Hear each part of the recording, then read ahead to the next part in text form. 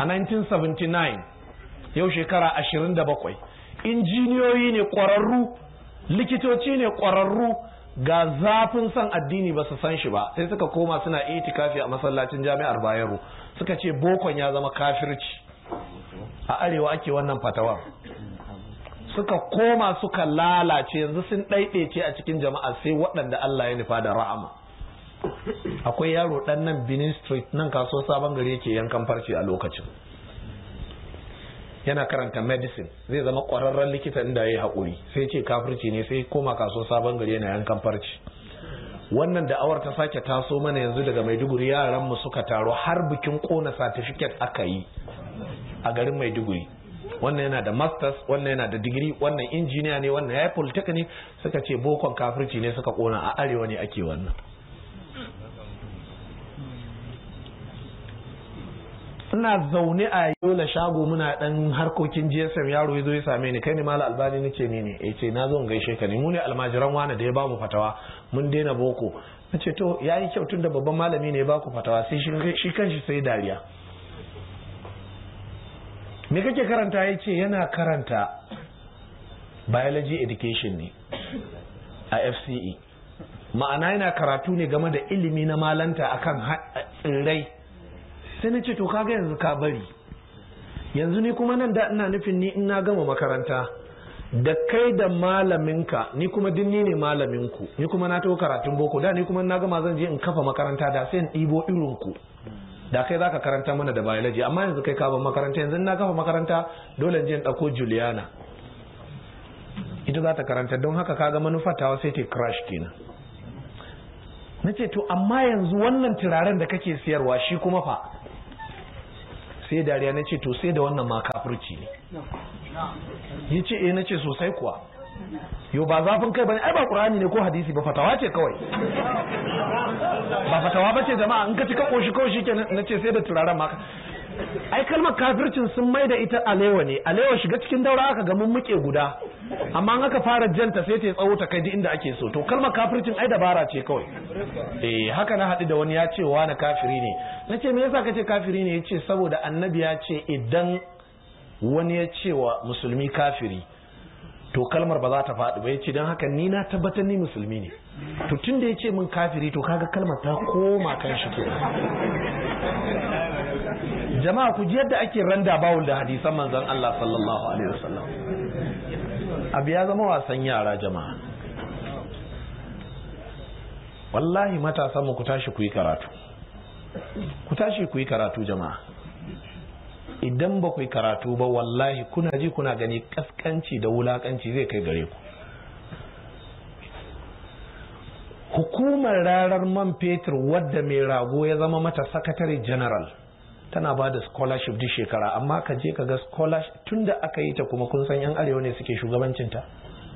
Aka ba mai rago aka cire shi, aka zo aka ba wani anan Kaduna aka cire shi, yanzu dan Fataskum ne mutumin Yobe yake yi.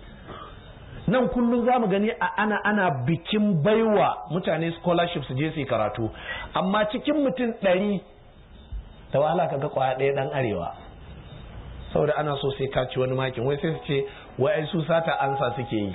Haba da Allah, dukkan su sata ansa suke yi, kai kuma kai ne mumini, kai kadai ka tsaya gaskiya kuma ake ka da kai. Ku tsaya ku yi wa kanku fada. Abinda nake so in ce mana, muna magana akan lokaci ne, ka dubi rayuwarka, gaji wannan hadisi annabi sallallahu alaihi wasallam ya ce wanda da ya shekara 60 Allah ya yanke hamzarin shi. Ana so a cikin shekara 60 din nan ka zama khairun nasi lin nasi, ka zama mai alheri da zaka kawo alheri ga mutane. Kuntum khaira ummatin ukhrijat lin nasi. A shekaru 60 da kai me ka kawo ango ku ci gaba? Wannan alheri ka kawo wa kasarka? ƴaƴanka da ka haifa ba kokari kai ba jama'a, haihuwa ba kokari bace fa. Dan ka zo kana bugun kirji, ƴaƴana 50, ƴaƴana 30, ƴaƴana 10, ba nan ne kokari ba. Domin haihuwa ba kokari bace. Yo ba jin dadi kai ka watsar da mani ba kawai sai ya tsiro. Haihuwa ba kokari bace, amma iya tarbiyar ƴaƴan su mutanen kirki shine kokarin da kai. To idan baka yi tarbiyar su ba to haihuwar ta zama sharri. domin ka haifar wa mutane 'yan shalisho, ka haifar wa mutane 'yan iska waɗanda za su gallabe su. Yanzu dan Allah bari yi wata magana mai munasaba. Yanzu a nan muciyan nan an haife yara sun fi ƙarfin kowa, sun fi ƙarfin hakimin muciya, sun fi ƙarfin mai anguwan muciya, sun fi ƙarfin limamin muciya, sun fi ƙarfin dattawan muciya, sun fi ƙarfin 'yan sandan muciya, sun gagari kowa a anguwan nan, kuma iyayensu da kakanninsu a nan anguwa aka ɗaura auren uwayensu, da magariba ta za su rinka gudu da mashin nan su make wannan tsohuwa su kare wannan yaro, sun fi ƙarfin kowa. Ga 'yan sanda muna da su amma yaran nan sun gagare su. Yanzu waɗannan 'ya'yan iyayensu alheri suka kawo muciya ko sharri? Magariba na yi ba za su yi sallar magariba ba, so suke su ɗano mashin ɗin da gudu, sun fi ƙarfin kowa. Tambayar da nake wa hukumar 'yan sanda da SS da mai anguwa da hakimi da dagaci da sarki da iya da kowa ban rage kowa ba, yanzu akwai gagararre kenan? Bahaushe da ya ce sai bararre. To shin sun gagare ku ne ko ku kun basu ne? Amma abin da nake cewa iyayen 'ya'yan nan maza da mata da kakanninsu suna angon nan, an sa ido kawai sun fi ƙarfin kowa.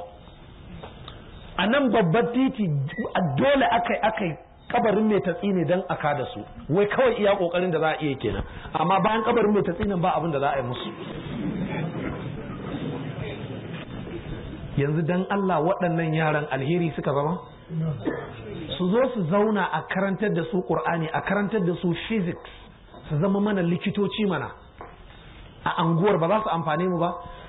To yanzu irin waɗannan 'ya'yan ba su ne 'ya'yan da Bahaushe ke cewa 'ya'yan Allah ba ni karka bani zanin goyo ba? Yanzu kai da ka haifi irin waɗannan dan Allah alheri ka kawo ko sharri? To daga nan za ku gane da annabi ya ce ku yi aure dan ku haihu, ba wai haihuwa yake nufi irin 'ya'yan aladai ba ko 'ya'yan kwikwiyo, haihuwa yake nufi wadda za ku yi tarbiyyar su. To sai zan kai a rayuwarka gaba ɗaya ba abin da kai sai irin waɗannan 'ya'yan mage su ka haifan mana amuciya. Kai ba su baka ka zauna lafiya ba, mu ba su bamu mun zauna lafiya ba. Mu komo kan hadisin mu jama'a. Annabi sallallahu alaihi wasallama yace za a tambayi mutum game da rayuwar shi a ina ya karar da ita. Wannan ana magana dattijo kenan da ya shekara da shekaru. Sannan wa an shababihi fi ma ablahu, saurayi ne kai a ina ka karar da samartakarka. Waye saurayi? Shine wanda daga sanda ya balaga zuwa shekara 39 yana shiga 40 ya fita samartaka. Kana shiga 40 ka zama dattijo, ka shiga gangara. To daga sanda ka balaga zuwa shekara 39 yanzu sai kowa ya saurara, yanzu ina ka karar da samartakarka? A ina ka karar da ita a rawar banjo? A ina ka karar da ita a drama? A ina ka karar da ita a filin kwallo? A ina ka karar da ita a kasuwa? Sai an tambaye ka samartakarka, domin samartaka ita ce lokacin da dan adam ya fi koyaushe jin daɗi. Na farko dai ga lafiyar gaɓoɓi ko? Na biyu ga rashin nauyi, saurayi ba nauyin kowa a kan shi, da haka in ka je ka samu ɗakin shi kuna zaune sai ga ya ɗan tsuntsaya yana ɗan shara haka, saboda bai da abin da ke damun shi, ya goge ko ina yana kyalli. Haka ne ko ba haka ba? Za a tambaye ka a ina ka karar da wannan samartaka taka, ke kuma budurwa ina kika karar da budurcinki? Al-Imam at-Tabari mai tafsirin jami'u tafsir al-ayat Qur'an shine malamin farko da ya fara tafsiri a musulunci. Tafsirin shi mujalladi 15. Ya shekara 100 a duniya, wata ran sai aka ga yayi tsalle ya tsallaka wani rami, sai wani almajirin shi ya ce ala gafarta malam, shekarar ka 100 haka kana irin wannan tsalle, in ka fada ai sai mu ji kunya. Yace ina zan fada? Sai miƙe hannayen shi yace kaga gabobin nan? Yace muna samari mun kiyaye su, don haka Allah ya kiyaye mana su, har mun tsufa muna jin su daram. Shekarar shi 100 amma zanzan yake jin kanshi. Kai kuma fa yanzu shekarar ka 18 amma ko ina ciwo yake, kama an yi barin mota da kai. Saboda me? Nan ka sha taba, can ka sha kwaya, can ka ci bera, can ka ci mage, nan ka kada bula ka sha, idan ka ya kada yayi kamar magen Juda, ka fita daga sura ta dan adam. kaga mutum ya sha taba yatsun shi sun rine, lebe ya rine, gaffan kafa ya rine, saboda kawai samartaka tana rudin shi. Sannan annabi ya ce wa an malihi min aina tasabahu, dukiyarka ina ka same ta? Ina alhajin birni da ya katon gida da babban mota a sabuwar amarya, kai kanka da kake talaka me ka mallaka? manzon Allah sallallahu alaihi wasallam ya ce wa Bilal, in zaka iya ya Bilal ka mutu baka da kokobo. Bilal da ya samu kuɗi ya ce fa ne ya ci abinci sai ya sadaukar da sauran, sai koma ya zauna hakan nan. In ka mutu baka da kokobo ba hisabi kenan. To ka ji tambayar farko tukuna, ina ka samu dukiyarka? Yanzu kowa ya biya iya amsa wannan tambayar. Ka je kai tunani ka amsa da kanka. Kana da gida, kana da mota, ka baka da gida baka. Wannan ba ana maganar lallai mai kuɗi ba fa. Kowa yanzu naira nawa ce aljihunka? naira 50. To kai tunanin ina ka same ta. Za a tambaye ka akan wannan rana alkiyama. Wasima anfaqahu, kuma za a tambayi mutum ina ya kashe wannan kuɗin, ta yaya ya kashe su, ta yaya ya same su, ta yaya ya kashe su.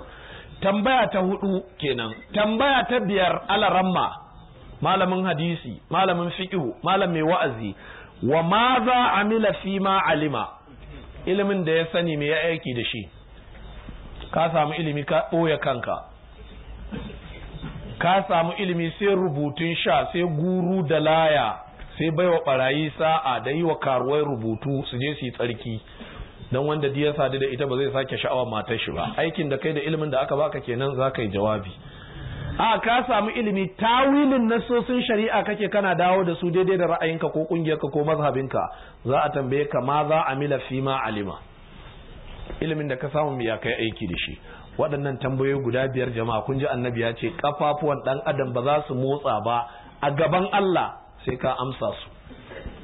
Allah amsa waɗannan tambayoyin ba a lahira ba jama'a, ko a duniya bala'i ne. Allah a ce yanzu a tara kofar randa nan a ce duk wanda zai tafi tudun wada su yayi wannan jawabin, nan duk wanda zai tafi cikaji ko hayin ojo su yayi wannan jawabin. Gaskiya ina tabbatar muku kashi 99.9 na taron nan ba za su je gida ba kuwa.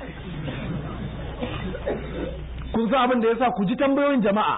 A ce rayuwarka a ina ka karar da ita, samartakarka ina ka samu dukiyarka, ya ka kashe ta, ilimin da ka samu yaya kai da shi. Wannan riwaya farko ta Ibn Mas'udin kenan. Riwaya ta biyu ta sahabi Abu Barzat al-Aslami ko cewa tai annabi ya ce la tazulu qadama abdin hatta yus'ala an umrihi fima afnahu wa an ilmihi fima fa'ala wa an malihi min ayna iktasaba wa fima anfaqa wa an jismihi fima ablahu. Ƙarin wannan riwaya shine za a tambaye ka game da jikinka, lafiyarka, a ina ka karar da ita.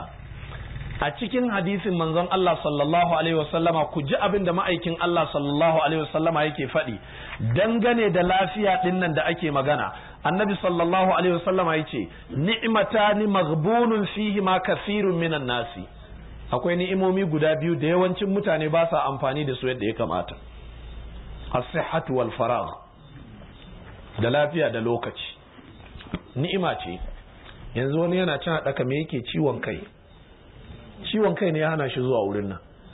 Wani ɗan kakare yake da shi, wani gwalando ne yake da shi, wani gyambo yake da shi, wani yana fama da ciwon mara, wani matsalar ta yi matsala har yau ba a gane me ke damun shi ba.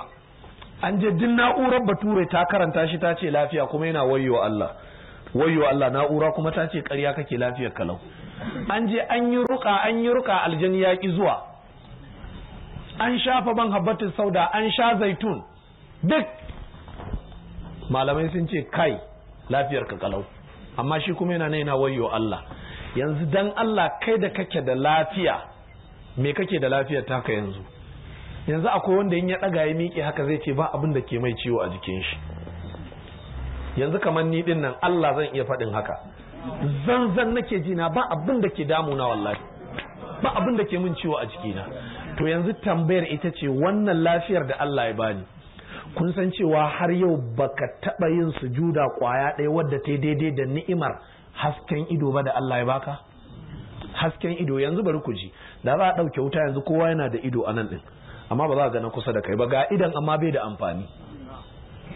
To ka kaddara kuma wane da bai da idan, ga hasken baya gani, har yau baka yi sujuda kwaya ɗaya wadda ka biya Allah ido kwaya ɗaya da ya baka ba, balle lafiya.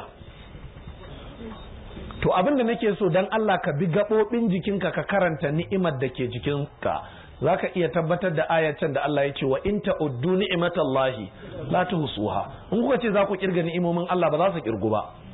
Yanzu ka san akwai wanda bai jin kanshi, da za a ɗauko ɗanyen kashi a sa mai a hanci haka bai ji, da za a ɗauko soyayyen nama a sa mai a hanci baya ji, da za a soya man shanu a gaban shi baya ji. Yanzu kaga hancin shi baya amfani kenan. Ashe kanshi da wari da kake ji menene? Ni'ima ce. To sai zan kai baka jin karni gaba daya, baka jin wari, sai ka je ka sawo kaya kyawawa. Ashe matarka na shayar da ɗanka nonon ya zube a jikin rigar na karnin nono, sai ka fito kana ta fankama, mutane na kau da kai kuma kana ta fankama ka sa sabon dinki, saboda baka jin karni baka jin wari. Ashe jin karni da wari da kanshi ba rahama bace? To wace ibada kai wa Allah da wannan hancin?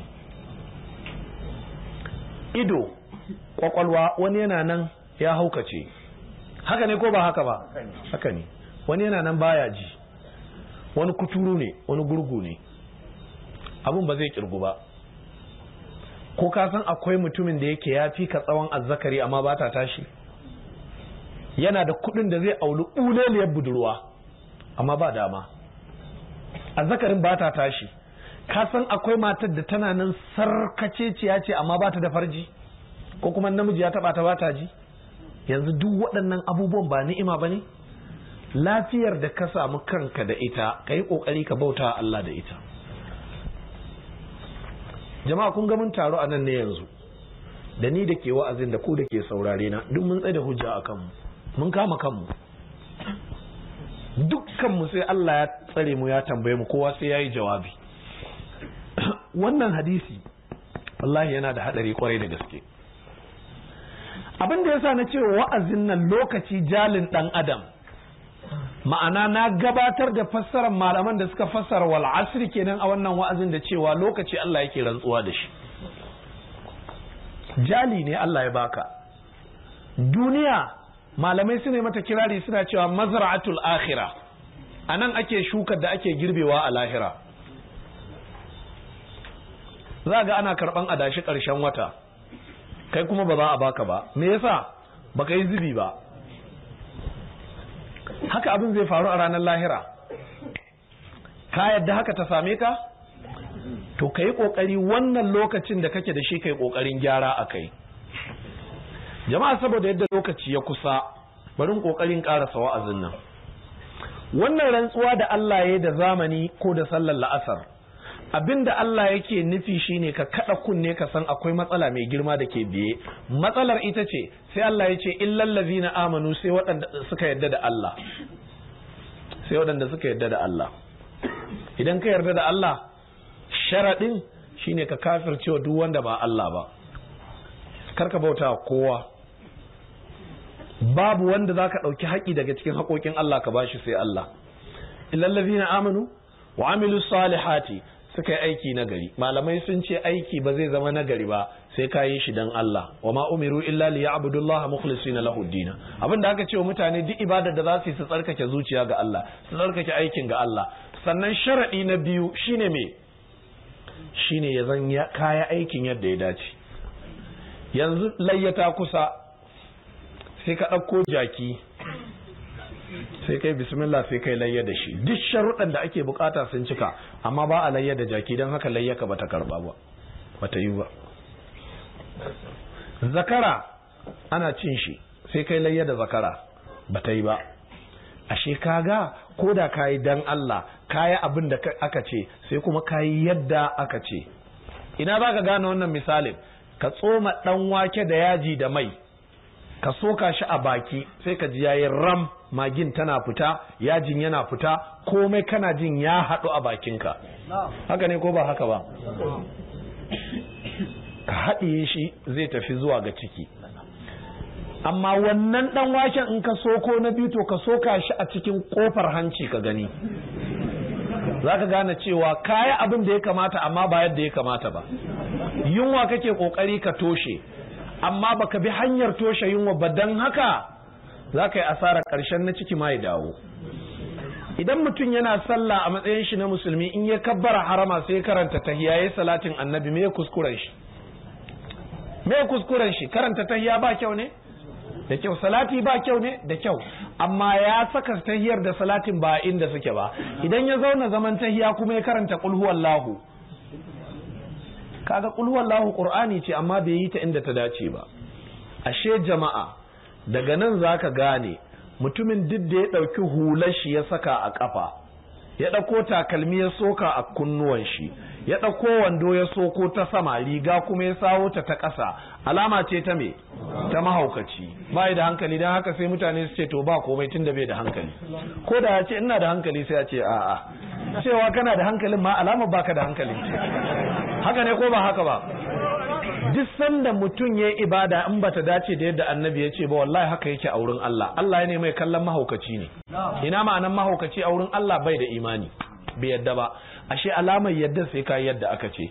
Don haka aiki ba zai zama nagari ba jama'a. Sallah ce ko azumi, zakka ko hajji, azumi ne ko menene sai ka yi kamar yadda aka ce. Na haka jama'a, kowa ya je koyi ya ake azumi, ya ake zakka, ya ake hajji, ya ake wankan haila, ya ake wankan janaba, ya ake alwala, ya ake taimama. Yanzu wani tsautsayi da ba a tare mu nan a ce kowa an bashi kujera hajji, amma abin da ake so ya zo ya taimama. Yanzu wani zai ce kaga kowa haka ne, wallahi ban iya ba. Ka gani, kaga an faɗakar da kai sai ka je ka koya kenan. A ce ga jirgin kabo yana jiran ka nan da wata ɗaya za a je, labbaika Allahumma labbaika, amma yi taimama. Kaga dai baka yi saka ce ba ƙasa ba, sai a gata nan, ai gata nan yi mu gani, baka iya ba. Ashe kun gani jama'a, wallahi mutum musulmi yana cikin hadarin ya zauna bai iya ibada ba. Dan haka ayyuka na gari kenan. Sannan wa tawasaw bil haqqi wa tawasaw bis sabri. Mutum ba zai zama ya kubuta daga abin da ayar nan take cewa ba, sai yayi me? Sai ya yi wa kanshi wasiya da bin gaskiya, sai wa kanshi wasiya da yin haƙuri, sannan kuma sai wani ka rinka haƙurtar da kanka. Haƙuri yau ko da akwai supermarket da ake sai da haƙuri, ya kamata a je a siyo haƙuri, don rayuwa sai ka yi haƙuri. Sannan gaskiya, ka rinka zama mai adalci, kar ka rinka zama kana da son kai, kana da son zuciya. Sannan ka rinka wa mutane wasiya da yin gaskiya, da bin gaskiya, da yin haƙuri. To wannan surar, kar ku manta na tsallake wata magana ɗaya da gangan na tsallake ta, ina son haɗa muku wani abu ne. Ku duba, wal asri innal insana lafi khusrin illa allazina amanu wa amilu salihati wa tawasaw bil haqqi wa tawasaw bis. Da Allah yace ya rantse da zamani ko ya rantse da sallar la'asar, sai kuma yace mutum yayi asara. Ma'anar wannan maganar da Hausa ita ce mutum ya shiga uku. Anan ba a rage ba, kowa in dai mutum ne shi ya shiga uku. Sai wanda ya imani, ya aiki na gari, yawa kanshi wasiya da bin gaskiya, yawa kanshi wasiya da yin haƙuri. Jama'a, babu zamanin da ake buƙatar wasiya da bin gaskiya da haƙuri ma irin wannan zamanin. Kun san me yasa? Al'umma duk ta dare. Yanzu tafsirin azumin bana kawai in ka ji ya isa ka ƙara ruɗewa. In aka ce an gama tafsirin gaba ɗaya ka tattara tafsiran ka ji su, to yanzu sai ka ce to wai wake batar da wani ne, wake shiryar da wani, malaman ne ko masu sauraron ne? Me yake faruwa? Saboda me? Mutum ya san abin da yake faɗi ƙarya ne, son zuciya ce, amma sai kafe a kai don me? Don ya ɓata wa na rai. Sahabbai ba sa haka jama'a, salaf ba sa haka, magabata ba sa haka. Wani bai taɓa yin wani abu don ya ɓata wani rai ba. Wani bai taɓa yin fatawa don ya ɓata wani rai ba. Wani bai taɓa ƙaryata gaskiya don ya munana wa wani ba. Amma yau idan aka ce an yi zaɓen liman ko ladan ko 'yan kwamiti a masallacin ko aka ce ba a saka ba, sai ka koma gefe guda ka nemi su sharri a masallacin. Haka ne ko ba haka ba? Haka ne. Yau a kasuwa in aka yi zaben shugaban kasuwa, in ba a zaɓe ka ba ka tsaya takara, sai ka koma kana sharri. mata aure ce tana zaune da mijinta tana yaban shi, gobe in ya waye gari ya sake ta sai ta shiga ta nemi shi sharri tana zagin shi. Miji ne zai saki matar shi, jiya yake yabanta a wurin hira, gobe sai koma ya nemi ta sharri. Baka yi kanka wasiya da gaskiya ba. Shi yasa kaga sahabbai su ne mutanen kirki. Shi yasa aka ce ai koyi da irin ɗabi'unsu. Sahabiya ce ta zo ta ce wa manzon Allah, mijina wanda ka ɗaura mana aure sunanta Fatima, shi kuma sunan shi Qais. Annabi ya ɗaura musu aure, me ya sadaki gona. Ta ce mijina da ka ɗaura mana aure ba ni san shi. Annabi ya ce me yasa? Ta ce ba komai, ba abin da ya miki. Ta ce ba komai, ina tsoron kafirci ne bayan musulunci. Me take nufi? Ba ta da wani dalili da za ta ƙi shi. To me kafirci? Butulci. Allah ya azurta ta tana musulma, ta je ta yi mishi ƙarya, ta yi mishi ƙazafi. Ta ce a'a, ita kawai ba ta san shi ne. Annabi ya kaɗa yaya, ta ce ba ta san shi. Sai ce zaki mai mishi da gonar shi? Sai ta ce eh. Sai aka kira shi, kai ta ce ba ta son ka, dan haka karbi gonar ka kai mata saki daya. Ya karbi gonar shi ya mata saki daya. Shikenan. Yanzu dan Allah, gobe in aka dawo aka koma aka zauna za a ji kunyar juna? Ba za a ji ba. Ta faɗi gaskiya, amma da saboda tana so ta ci dukiyar shi sai ta yi mai ƙarya. Matan yau haka suke, mazan yau haka suke. Kun ga ba aiki da wal asr kenan. Illal ladina amanu wa amilus salihati wa tawasaw bil haqqi wa tawasaw bis sabr. Mutum ne mai gidanka ne a wurin kasuwanci, kana cin abinci a karkashin shi, kana zuwa kana bada labarin alherin shi, sai ran nan matsala ta hada ku sai ya ce ya sallame ka, bai son ka ci gaba da zama da yaron shi, sai kuma ka da ka ne mai sharri. Ka ne mai sharri, kana bata shi, kana bata mai suna. Jama'a mu ji tsoron Allah. Malaman farko ba sa haka. Malaman farko ba su da son zuciya. Kuna kungiya daya ko masallaci daya ko dariƙa daya, sai wani abu ya shigo sai ya hada ku fada. A da ku kuke yaban shi, a yau kuma sai kuka koma kuna zagin shi. Jiya ƙarya kuke faɗi ashe? Anan yan awaki wata ran yan shi'a suka zo suna wa'azi. Suka daga wani yaro suna ta zuguguta shi, duk garin nan wai ba wanda ya kai shi karatu. Ran nan sai dawo kuma a wannan masallacin ya zo yana ƙaryata cewa ya bar shi'a. A nan ɗin kuma sai na ji wani yana zindima ashir yana cewa jahilin banza jahilin wofi. Wallahi kun san abin da na ce? Sai na ce subhanallahi, tsarki ya tabbata ga Allah. Allah baya mantuwa balle ya kuskure. Har sun manta jiya su suka ce ya fi kowa, yau kuma sai aka ce jahilin ma na banza ne na wofi. Yo dan mutum ya yi wa'azi ya kafirta ka sai ka ce jahili, sai ka ce a malami ne sai dai ya kafirta ne, ka faɗi gaskiya. Dan mutum yana izala kana ɗariƙa sai ka ce jahili, dan mutum yana ɗariƙa kana izala sai ka ce jahili? A'a, ka ce wani akwai karatu sai dai ɗan ɗariƙa ne, ka faɗi gaskiya. A'a, wani akwai karatu sai dai ɗan izala ne, ka faɗi gaskiya. Amma a'a, dan baya ƙungiyar ka ya zama jahili, gobe kuma in ya shiga ya zama malami, to can kuma ƙungiyar ya zama jahili. Kun ga abin ya zama dimokuraɗiyya jama'a, ya zama addinin Amerika. Musulmi ku ji tsoron Allah, abinda kawai zai fitar da mu daga cikin wannan hayaniyar shine adalci.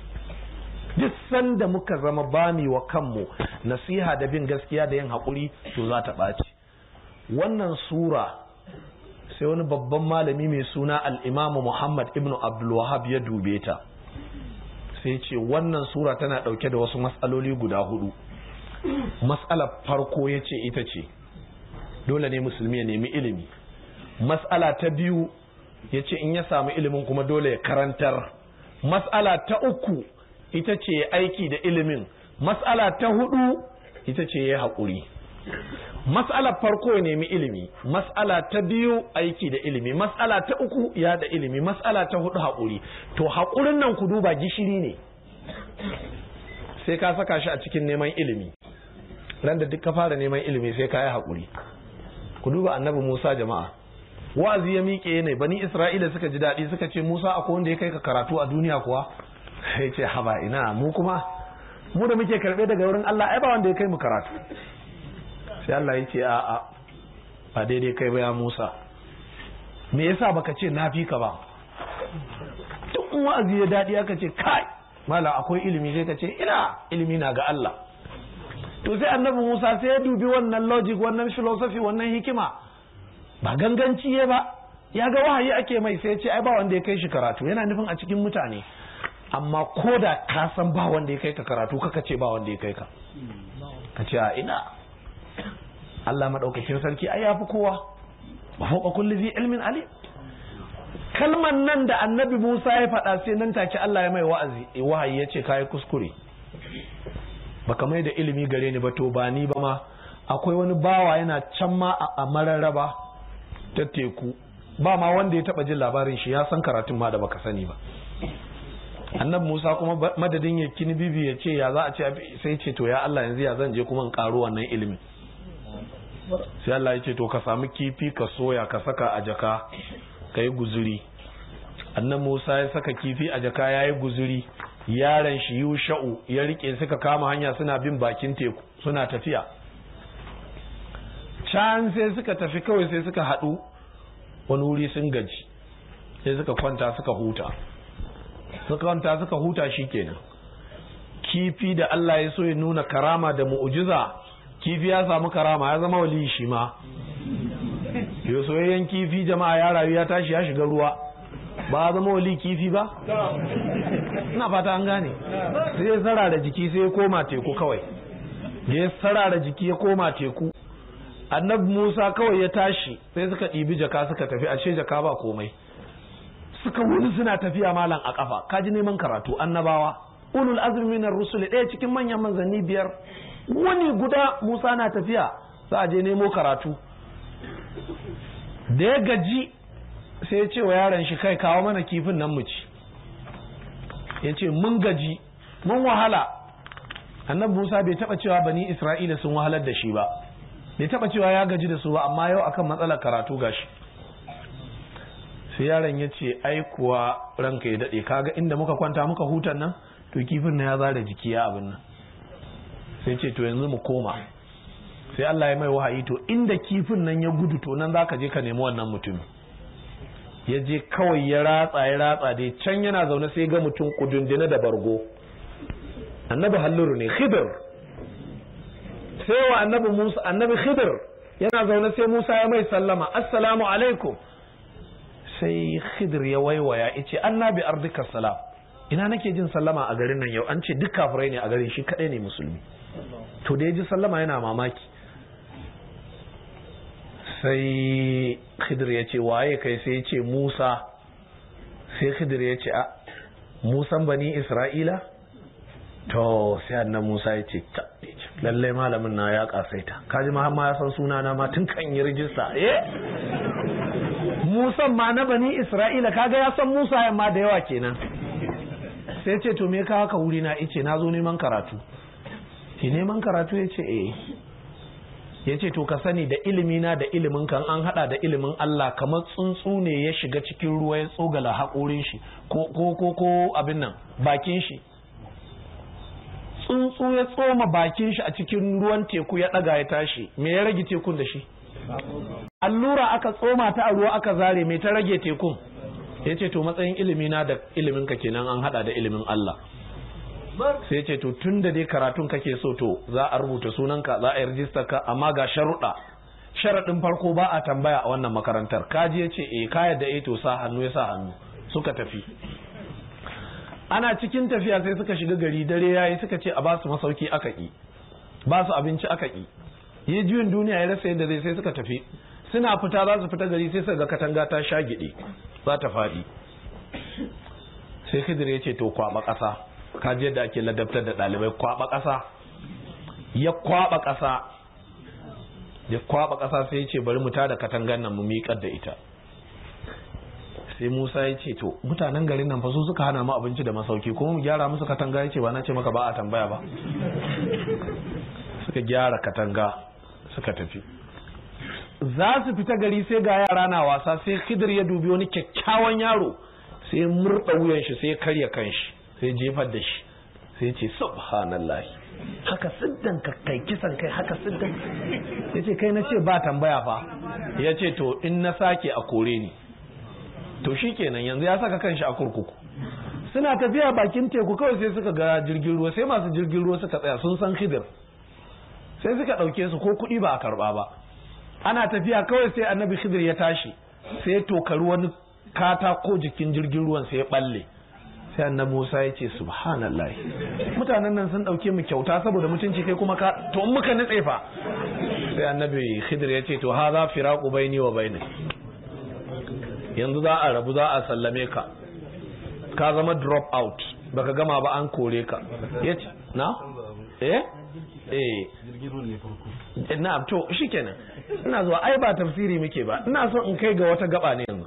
Karshe me ya faru sai ya ce to zai fassara mishi waɗannan abubuwa.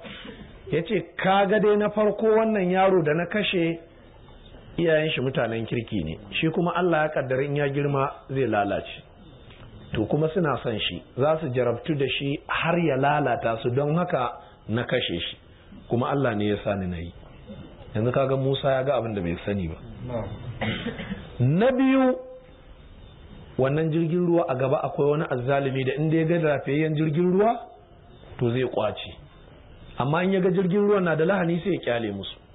Yanzu a ce ka taho da sabuwar motarka daga Kaduna zuwa Zaria, amma akwai 'yan fashi, in sai ga motar lafiya lau za su karbe, amma sun ga an fasa gilashi za su rabu da kai. Don Allah ba kai daga kanka za ka fasa gilashin ba, ko ba haka ba?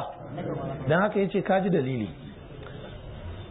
Ya ce garin can da suka hana mu masauki amma na gyara katanga, wani bawan Allah ne ya rasu sai ya bar 'ya'ya ƙanana marayu, ba shi da wanda zai kula da dukiyar shi, sai ya ɓoye dukiya a ƙarƙashin katangar, shine katangar za ta faɗi, sai Allah ya dubi nagarta da halin kirki na uban, wa kana abuhuma saliha, ubansu mutumin kirki ne, don haka sai Allah ya sa ni na kiyaye wannan dukiya tasu. Yanzu abin da nake so in faɗa mana anan jama'a, Musa neman ilimi ya tafi amma ya sha wahala ko? Annabi Muhammad ayoyin farko na Ikra za a karantar da shi sai da mala'ika ya shaƙe shi. Jama'a ba zai yiwu ba a nemi ilimi sai an sha wahala, amma a ɗauko sharaɗin can na ƙarshe cikin 4 a saka a cikin neman ilimi shine mai haƙuri ko? Ran da ka zo za ka yi aiki da ilimin jama'a za su yi maka sharri, za su zage ka, sai ka yi haƙuri. Ran da ka fara wa'azi nan sharri zai fi zafi, sai ka yi haƙuri. To in ka saka haƙuri a cikin 3 nan sai ka yi riba a kansa. Don haka ga Abubakar Gumi ya ci riba akan kowa a ƙasar nan. In ka zage shi kai mai sharri kai kazafi, gobe in ya zo karatu kai za ka zo da shirin to jiya na tune shi zai rama ko, sai ce ina aka kwana, sai a ci gaba kawai shi kenan. Sai da ya gajiyar da kowa a ƙasar nan, Allah sai da kowa ya gaji. To sai dai kai ɗaliban shi da suka taso yanzu sai ba su fahimci haka ba, duk inda kare musu haushi sai su tsaya. Duk wani kare in yi maka haushi ka fito sallah asuba ka ce sai ka tsaya ka kore shi, to ko ba za ka yi sallar ba.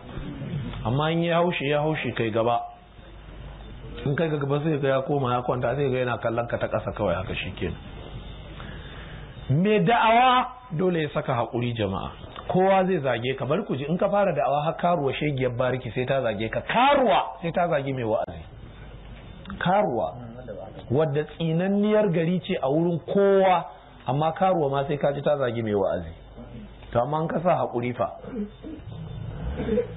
To abinda nake so ku gane jama'a, zan cike maganganun nan nawa da wani baiti shahararre da malamai ke cewa akhilan tanalal ilma illa bi sittatin sa'umbika an majmu'iha bi bayani zaka'un wa hirsun wa istibarun wa bulghatun wa irshadu ustazi wa tulu zamani. Mawaki yace dan uwana ka saurara da kyau, ba za ka taba samun ilimi ba sai ka hada abubuwa 6. Zaka'un sai kana da basira, in baka da basira ilimi ba zai samu ba jama'a. Basira kuma baiwar Allah ce wadda Allah yake ba wanda ya so, amma kuma akwai hanyar da ake iktisabinta. In kana jin tsoron Allah, Allah yana sa kwakwalwarka ta zama very sharp, kwakwalwarka za ta zama tangaran in kana da tsoron Allah. Duk abin da ka tasa a gaba za ka karanta sai kaga ka fahimce shi. Ku je jami'o'in mu ku gani, za ku ga mafi kokari a jami'o'in mu sune ustazai. Gashi ustazu ko tajige min shi baya yi, komai baya shafawa, kafa shi kamar koraren dan cirani, katakar, amma da an zo sai ka ganshi da A's da B's, sai ce kai ustaz addu'a tana aiki. Allah bai damu da addu'a ba, kokari bin Allah ne, karatun Qur'ani ne, sai Allah ya wanke kwakwalwarka, ya wanke zuciyarka. Wattaqullaha wa yu'allimukumullah. In kun ji tsoron Allah, Allah zai sanar da ku ilimi. Zaka'un, sai kana da basira. Wa hirsun, sai kana da kwaɗayin abin. Idan ɗanka ya ce zai karanta medicine, kai kuma injiniya ne, kaka ce a'a magaji nake so. Ba a gadon ilimi, ba ka determining abin da ɗanka zai karanta. Duk abin da kaga ɗanka yana son ya karanta matuƙar ba shirme ba ne, bashi. Kai likita ne, sai ɗanka ya ce yana son ya je ya karanta Islamic studies, sai ka ce Allah ya sa albarka. Alƙali ne kai, sai ɗanka ya ce shi abin da yake so ya karanta, so yake je karanta harshen larabci, sai ka ce Allah ya sa albarka. Ka karfafe shi. Hirs, sai kana da kwaɗayin wannan ilimin. In ka tirsasa shi je karanta mathematics, saboda kai professor ne a mathematics, saboda kana so ka samu magaji a gidanka, ƙarshe shi kuma bai sha'awar mathematics, sai ya fito maka da pass degree, ya zama mugun gado kenan. Kai kana da first class, ɗanka na da pass, kaga bai gaje ka ba. Dan haka hirs shine kwaɗayi. Abin da kaga mutum na kwaɗayi na ilimi to ka karfafe shi akai. Zaka'un wa hirsun wastibarun, da juriya. Jama'a sai da juriya ake samun ilimi, sai da juriya saka jura wulakanci. Al-Imam al-A'mash baya karantar da hadisi sai an aje mai wani mutum a hannun dama yana dukan shi. Imam al-A'mash da kake jin hadisan shi ga su muna karanta cikin Bukhari da Muslim, da ya zauna zai karatu to yana so wani ya zauna dama da shi, yana qala haddathana Musaddad, yana dukan cinyaka. Haka in ba ku haɗa kai ko almajirai kun sadaukar da wani da malam zai daka ba, to zai tsaye da hadisi. Haka ɗabi'a shi take. Ka karanta tarihin shi a cikin littafin Siyarwa Alamin Nubala. To kaga ikon Allah kuma. Turan nan sai aka yi wani bako da ya zo sai ya ga dama da malam ba kowa, sai ya zo ya zauna. Kasa akwai masu karambani, kawai sai ya zo ya zauna. Yau ka fara zuwa amma ka zo ka ga ba kowa a wuri ka zauna? Malam ya zo, alhamdulillah yau an samu mai zama ya riga ni. Kawai sai malam na zama sai fara hadisi, dan da in ya zauna sai an ta jayayya da Allah wani daure ka rawa. To yau malam ya ga an riga shi, kawai sai ya fara hadisi. Yana fara hadisi kawai sai mai dundu, sai ba kunci sai ɗalibai suka ce to Allah kai hakuri, in ka gudu zai daina hadisin. To yanzu kaga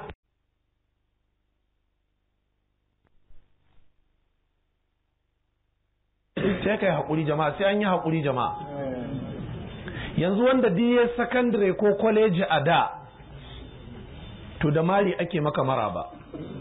Bariya college kana zuwa da akwatinka a gate, za a wanke ka da mari dama da hagu, sai a ce to shiga. To kai ka san walal akhiratu khairul laka min al ula, ciki yafi waje kenan. Yo an fara da mari, ba a san daga ina kake ba, an yi maka mari biyu. Sabon ɗalibi ya zo wucewa da sabuwar riga tana haske, sai ka ji an ce wani shegen ya zo. Kai ne shegen fa, saboda kai dan form 1 ne, shi kuma dan form 4 ne ko 5. sai ce ka je ka haɗo gesha da burodi da kuɗinka, ka zo ka durƙusa ka kawo ka ce thank you sir. Waɗannan da aka yi wa wulaƙanci a yau su ne injiniyoyi, su ne doctors, waɗanda suka gudu suka kasa jure wancan wulaƙancin, yau kuma su ne ke kaskanci. Haka rayuwa take, haƙuri ake jama'a. Istibar, juriya, sai an jure ake samun ilimi. Bari gaya muku jama'a, a anguwan nan akwai wata mata daga shekaru 30 da suka wuce baya zuwa yanzu. Matan nan bin gidajenmu na Hausawa take, tana karɓo ko ɗan ƙanzo ko ɗan dago-dago, tana ciyar da 'ya'yanta. A nan take, nan ɗin nan da nake magana ina hangen gidan da take, ba musulma ba ce. Abinda ta matsa shi ne 'ya'yanta su yi karatu kawai, burinta kenan kawai a rayuwarta. Kun san me ya faru jama'a? Tana da 'ya'ya wajen guda 5 ko guda 6. Yanzu dukkansu kowa yana rike da professional degree, daga medical doctor sai pharmacist sai engineer. Abinci ma ba ta iya yi, talla take yi, tana kai bashin sabulai da omo da suturu nan cikin Daura da Muciya da 'yan awaki. In aka ba ta kudin ta fitar da ribar daga kasuwar Sabon Gari za ta karbo, sai ta rike amana, sai ta je ta karbo wurin Hausawa, ta zo ta siyarwa da Hausawa, sai ta cire ribar, sai ta tara kuɗin. ‘Ya'yanta kullum za ka gan su buji-buji, wallahi ko silifa ba sa sawa. Gwanjo take zuwa nan rumfar, take zuwa take sai musu gwanjo nan rumfar, sai ta ba su haƙuri. Yanzu duka ‘ya'yan daga likita sai pharmacist mai haɗa magani sai injiniya duka, za ta sake talla? Ba za ta sake talla ba. Akwai wani malaminmu da ya karantar da mu a nan National Institute of Information Technology a nan Kaduna. In ka gan shi yana turanci bakin fata ne, amma ka gan shi yana turanci zaka ce ba Amerika ne.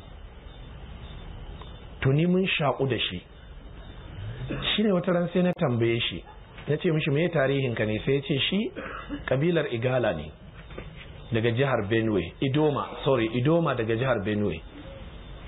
Sai na ce to me tarihin karatunka? Na farko dai tukuna kun ga injiniya ne na kwamfuta ƙwararre kuma. Wala har ya gama karantar da mu tsawon shekara guda bai taɓa riƙe littafi ba, ga mu da littafin a hannu, da ka ike karantarwa, da ka zai nuna practicals din. A waya wani lokacin na tsaye nan zan yi mishi tambaya, yana tafiya ni ina da abin a gaban nan zai ce yi kaza yi kaza yi kaza, shikenan sai ce alright, sai ce yes, shikenan ya gama. Kun ji daya? Sai ce mahaifin shi ya rasu, da mahaifin shi ya rasu a Benue, sai uwar ta siyar da gidan a Makurdi, sai ta dawo nan Kaduna, sai ta kama haya, sai ta rinka yin kosai tana sayarwa. Kudin sai ta je ta zuba a banki, abinda take kawai shine tana biya mai kudin makaranta, har ƙarshen ta je yayi karatu a Ingila, sannan ya dawo nan aviation ya zo ya koyi tukin jirgin sama. Ƙwararren injiniya ne yanzu na kwamfuta, sannan ƙwararren direban jirgin sama ne. Sai na ce yanzu ina mahaifiyar nan ta kai, ce yana na ya koma da ita Makurdi ya gina mata flat, yanzu ta huta ba ta komai. Ya ce ya ɗauki 'yan mata biyu, wannan na shara da wanke-wanke, wannan ne mata girki. Shi kuma yana nan gagan sai hau mashin ma kawai ba ruwan shi. Wani lokacin zai gama karantar da mu sai ce yana da jirgin sama da zai je ya tuka, sai hau mashin kawai daga aji sai ya tafiye shi, ba ruwan shi. Amma mahaifiyar shi ya ce ba za ta sha wahala ba ko kaɗan, saboda ku duba sadaukarwar da ta mishi. Imam Shafi'i mutumin ƙasar Bagadaza ne. Uwar shi da ta haife shi ta ce ita abin da take so take dan te zama malami. Dan Allah kina da burin dan ke zama malami? Kina da burin dan ke zama injiniya? Kina da burin dan ke zama likita? Kina da burin dan ke zama nagari? Imam Shafi uwar shi uban ya rasu yana karami. Uwar ta dauke shi ta koma Makka, ta ce saboda tana so ya taso cikin malamai dan ya zama malami. Bata dade ba kuma bai dade ba sai ta kwanta ta rasu ita ma. Amma da ike saliha ce, wa kana abuhuma saliha. Idan kai mutumin kirki ne, Allah ba zai ci amanarka ba. Sai Allah ya gyara ƴaƴanka, ko ka mutu ko ka bar su ƴan ƙanana, sai Allah ya gyara su in dai kai nagari ne. Saboda kyakkyawan nufinta sai da Allah ya biya mata bukata. Imam Shafi'i ya zama abin da ya zama, shine ya zama me? Ya zama malami. Ita burinta ɗanta ya zama malami. Amma harkar akwai wahala jama'a, akwai kaskanci, akwai wulakanci. Ka duba almajiran nan da ke cin ko dan kanzo ko dan dago-dago. Dan kanzon ne fa suke ci, dan dago-dagon suke ci. An ba su samu ba me suke ci, leda suke ci kamar tinkiya. Dan dai su toshe cikin su samu mai karatu. Saboda haka maganar kana son ilimi kuma kana son ka ji daɗi, kana son ilimi baka son wulakanci, kana son ilimi baka son wahala, bata taso ba jama'a. In ka ɗauki wannan tunanin ka aje shi tun wuri. Na san kai na san da nake karatu a nan Congo, a nan Center for Islamic Legal Studies. Wallahi al'azimi akwai tsohon keke ne nake da shi lokacin nan, sai Allah ya jarabce ni tip na kasa siye, kullum faci. Wajen kawai sai ne zuciya sai na aje shi, tun ba a yanka majarot din nan ba, tafa da mun raken nan zan sari kafa tun kafin lokacin karatun yi, in zare jiki nan in tafi. Yau babu wannan wahala, ta ƙari. Yau in zan tafi da mota zan tafi. Ina tabbatar muku da cewa wallahi mutumin duk da bai sadaukar da kwana ɗaya ya wahala a cikin babin ilimi ba, to ko zai muguwar wahala a cikin babin jahilci. Ga wata karin magana da suke cewa wanda duk ya ce ilimi da tsada ko to ya je ta yi jahilci kuma ya ji nawa ne.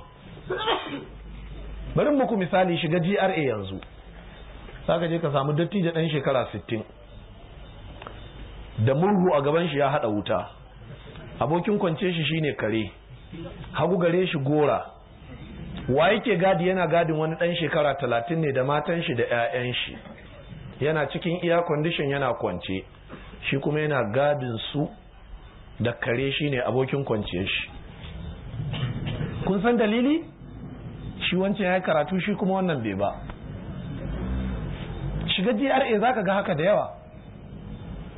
Sannan gobe ka tafi local government ka je ka gani, ka je ka ga chairman, ko ka tafi wata ministry ko parastatal, wata hukuma ta gwamnati, ka je ka ga ɗan shekara 30 ne a cikin office da air condition. Waye mai gadin shi, waye masinjan shi, waye yaron shi, waye direban shi, wani ɗan shekara 50 ko 60. Me bambancin? Wancan ya karatu wannan bai ba. Jama'a ko wannan bai isa ya sa mu daurewa wahalar ilimi ba. Muna ji muna gani muna haihuwa ƴaƴa jama'a, duk wanda aka haifa yana tasowa sai gudu ya bar islamiya, sai ya bar makarantar allo, sai ya bar makarantar secondary. Tabbas sai yara sai akwai wahala. Ita kasuwar daɗi ne da ita? Allah ya kiyaye. Magana ta uku kenan, istibar, juriya, sai an jure jama'a. Sannan me? Sai ce wa bulgatun, sai da kuɗi. Kun ji maganar? Duk wanda yake son ɗan shekaratu ko ya karatu jama'a ya ƙoƙari ya tattali kuɗi. Ya ƙoƙari ya tattali kuɗi. Wa bulgatun. Sai ce wa irshadu ustazin, na biyar kuma sai an samu ƙwararren malami. Don haka in za ka yi karatu ka je ka samu makarantar da tafi kowace. Irshadu ustaz, haka ce ustaz, ba ustaz irin naku mai ɗagaggen wando ba komai akan shi ba.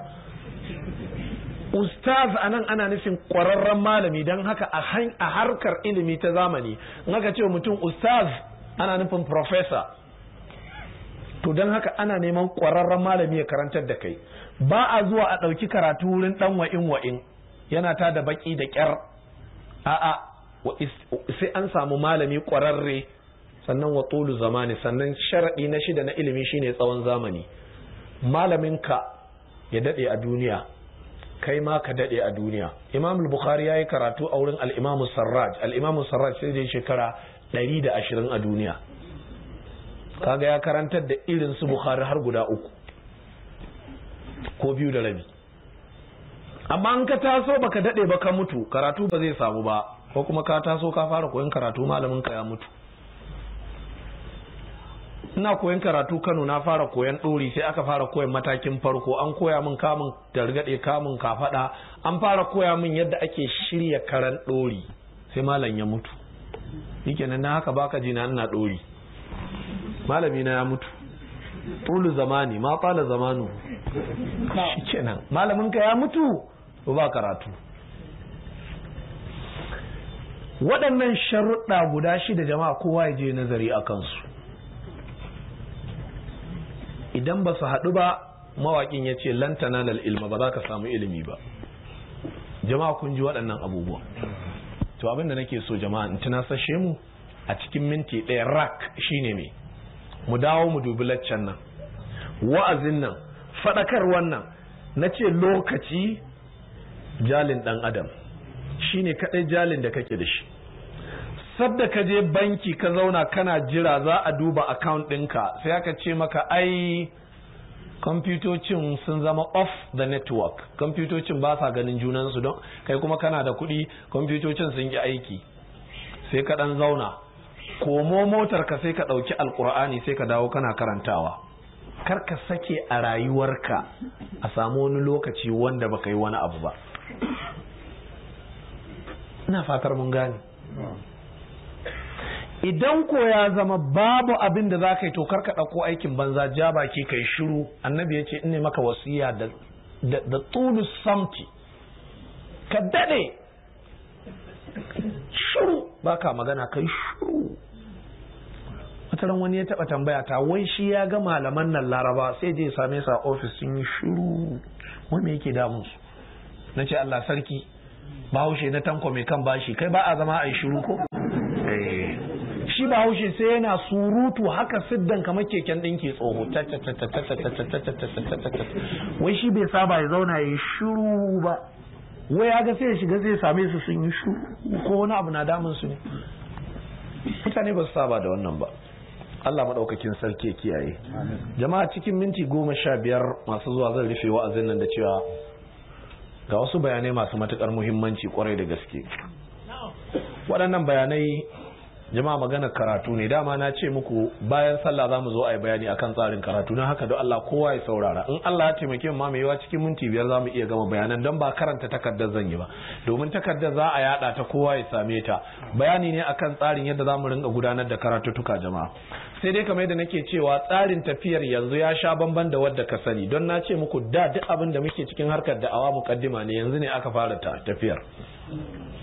Ina ma'ana haka? Mutumin da zai je Kano sai tashi daga nan Muciya har zuwa Tabako, ai bai kama hanya ba tukuna ko?